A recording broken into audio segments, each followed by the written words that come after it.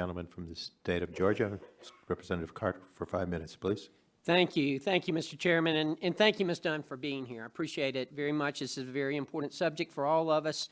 Let me ask just a couple of broad, simple questions to begin with. Since the Toxic Substances Control Act was passed in 2016, what kind of a extra authority has it given EPA? I mean, you have some explicit authorities as a result of that. Can you explain those to me very quickly? Yes, it's a very powerful law. It puts us on a very aggressive time frame to look at chemicals. Some of the things we're most proud of, we've just completed an inventory of chemicals in the United States. It was estimated that there were over 83,000 chemicals in commerce in the U.S. We have checked with the manufacturers and importers, and we just announced and finalized that the list is actually half. It's about 40,000 chemicals in commerce in the United States. So we cut the list in half. That cuts our workload in half. But we have to, bit by bit, work our way through that list. We're starting with the chemicals on the 2014 TSCA work plan. We are starting with the first 10 chemicals that we've been talking about today, include asbestos. We have already named 20 high priority chemicals that we are going to start looking at next year, as well as 20 lower priority chemicals.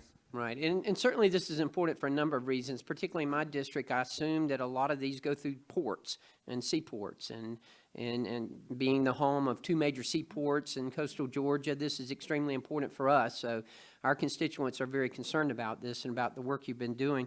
Now, it's my understanding that you're currently reviewing the use of asbestos. We are. And that you're going to be releasing your draft findings soon. Do you know when that'll be? We anticipate it will be, I will say, before the end of the late summer. We have a scientific review panel that has to review it, and most of those individuals are academics. The best time to get academics is when they are not teaching classes, so we want to make sure that that information is available for them to meet and review in June, July, and August of this summer. Okay. Well, I think it's clear from the hearing today that none of us, want to see anybody harmed. We want protection for everyone. I'll be quite honest with you. It's my understanding the majority of asbestos is no longer being in production, is no longer in use. But is any?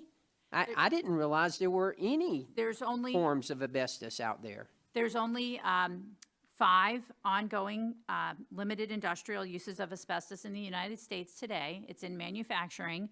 All of the asbestos that's used is imported.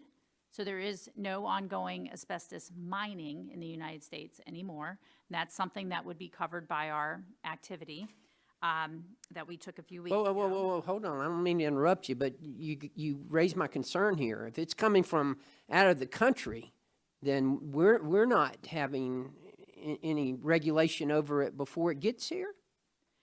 Are we checking it when it gets here?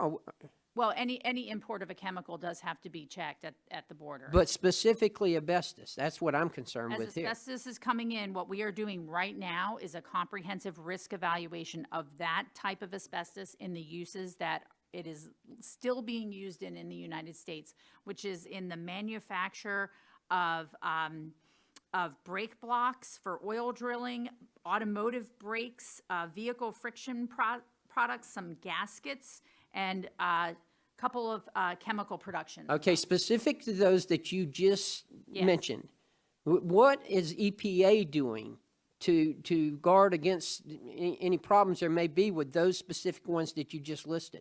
Well, any imports of chemicals have to be handled with customs and border protection. So you're grouping them into all chemicals, not just focusing on these that you just listed. We manage the import of all. Well, you see where I'm coming from. It would just appear to me that you would be more concerned because we know the dangers of asbestos. It would seem to me that you'd be more concerned with those than you would be for just generalizing them and putting them into a broad group. Mm-hmm. No, I understand where you're coming from. Again, the manufacturers, those companies that are using asbestos in these limited applications certainly are trying to produce a high quality product. They also have a business interest in ensuring that all the ingredients that they use are safe in how they're using them.